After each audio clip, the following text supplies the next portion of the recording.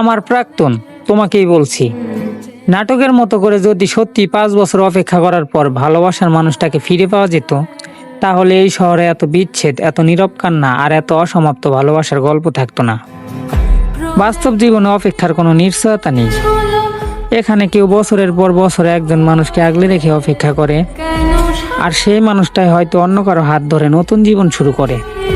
তবুও কিছু মানুষ ভালোবেসে আশা ছাড়ে না, কারণ সত্যিকারের ভালোবাসা কখনো এত সহজে শেষ হয়ে যায় না। ইচ্ছে করে যদি সব গল্পের শেষটা নাটকের মতো হতো, শেষ দৃশ্যে দুজন আবার এক হতো, সব ভুল বোঝাবুঝি শেষ হয়ে যেত, আর অপেক্ষার প্রতিটা মুহূর্ত সার্থক হয়ে উঠত, কিন্তু বাস্তবতা বড়ই নিষ্ঠুর। এখানে অনেক ভালোবাসা শুধু স্মৃতি হয়ে বেঁচে থাকে, আর অনেক মানুষ সারা জীবন একজনের অভাব নিয়ে বেঁচে থাকে। তবুও মনে হয় অপেক্ষার শেষে প্রিয় মানুষটাকে ফিরে পাওয়া যেত, তাহলে এই শহরের অগণিত ভাঙা হৃদয় আবার বাঁচতে শিখত, আর বিচ্ছেদ শব্দটা হয়তো শুধু নাটকের গল্পে সীমাবদ্ধ থাকতো। কিন্তু কি করার, এটাই আমাদের নিয়তি।